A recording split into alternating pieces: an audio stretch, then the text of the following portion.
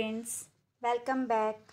Government budget and the economy part 2 में हम लोग अब कंटिन्यू करेंगे कंपोनेंट्स ऑफ गवर्नमेंट बजट। हम लोगों ने फर्स्ट पार्ट पढ़ लिया था, बजट क्या है, गवर्नमेंट बजट के ऑब्जेक्टिव्स क्या है, गवर्नमेंट बजट क्या है, ये हम लोगों ने फर्स्ट पार्ट में देखा था। अब सेकेंड पार्ट में हम पढ़ेंगे components of government budget. Government budget के कंपोनेंट्स 2 पार्ट्स में डिवाइड है, एक revenue budget and capital budget. Revenue budget कौन सा बजट है?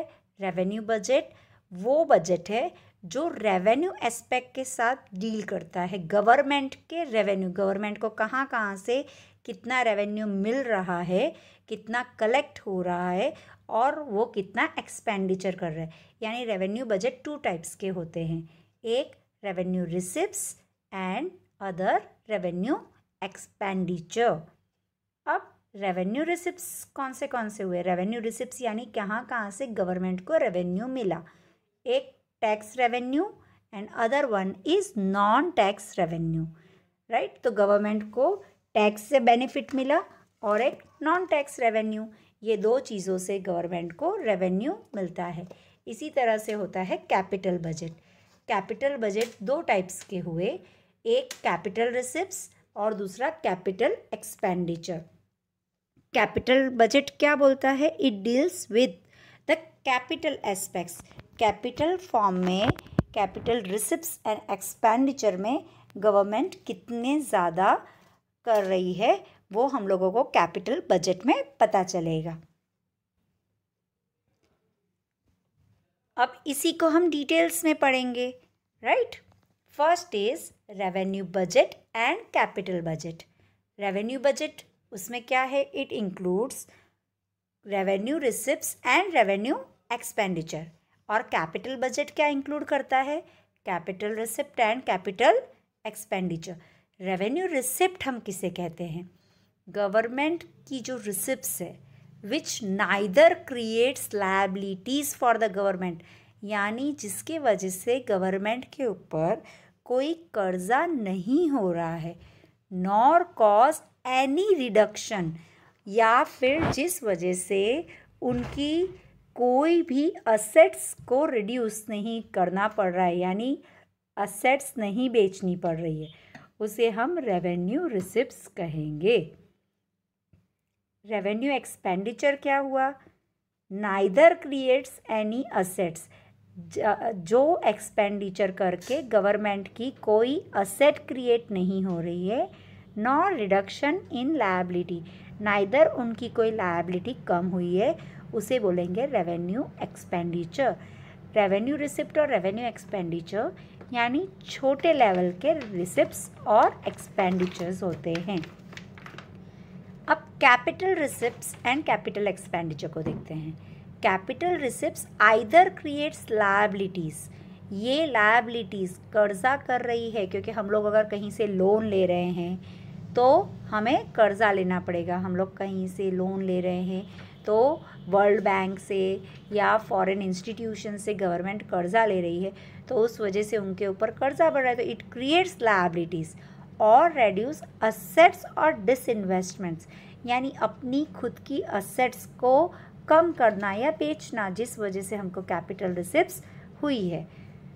Capital expenditure either creates assets, जिस वजह से हमारी असेट्स क्रिएट हो रही है फॉर द गवर्नमेंट, और causes reduction in the liabilities, या फिर उनकी कोई लायबिलिटीज़ यानी कर्जा कम हो गया है। This is capital expenditure. Examples of revenue receipts: income tax, gift tax, sales tax, fees, penalties, ये सारे रेवेन्यू रिसिप्ट मिल रही है, गवर्नमेंट को रेवेन्यू रिसिप्ट हो रही है। और revenue expenditure pension, salaries, scholarship, expenditure जो करते हैं डिफेंस, हेल्थ या लोन के लिए, ये सारे रेवेन्यू एक्सपेंडिचर्स है। कैपिटल रिसिप्ट्स कौन सी होगी? लोन्स बाय गवर्नमेंट या रिकवरी ऑफ लोन्स। कोई भी लोन है जिसको गवर्नमेंट ने लिया है ये कैपिटल रिसिप्ट्स हो गई, या रिकवरी ऑफ लोन्स, कहीं से लोन दिया हुआ है और किसी ने हमको वापस पे ऑफ किया है। एग्जाम्पल्स ऑफ कैपिटल एक्सपेंडिचर कौन से होंगे?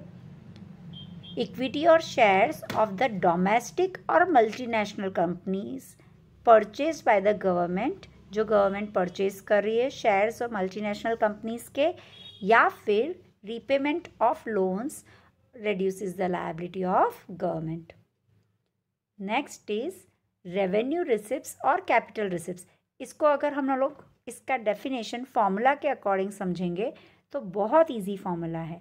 Revenue receipts neither creates a liability, जिस वजह से कोई लायबिलिटी यानी कोई कर्जा नहीं हुआ है, नॉर रेड्यूसेस एनी असेट्स, मेरी कोई असेट्स कम नहीं हुई है, satisfies both the condition. Revenue receipts में ये दोनों कंडीशन का सेटिस्फाई होना बहुत ज़रूरी है। यानी रेवेन्यू रिसिप्ट्स क्या होती है? जो मेरे लिए कर्जा नहीं कर रही है और मेरी कोई असेट को रेड्यूस नहीं कर रही है।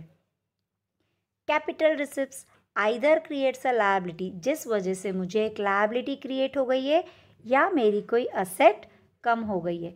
It satisfies any one condition, ये इन दोनों में से कोई भी एक कंडीशन को सेटिस्फाई करेगा तो वो कैपिटल रिसिप्ट्स है। Okay, now see the difference of revenue receipts and capital receipts. इसका मीनिंग तो अभी हम कर चुके हैं। Neither creates any liability for the government nor it creates any reduction in assets, और capital receipts which creates liability for the government or leads to reduction in assets of the government. Next points, revenue receipts are recurring in nature, यानी ये बार बार होते रहते हैं। Again and again we are receiving these receipts. Capital receipts are non-recurring in nature.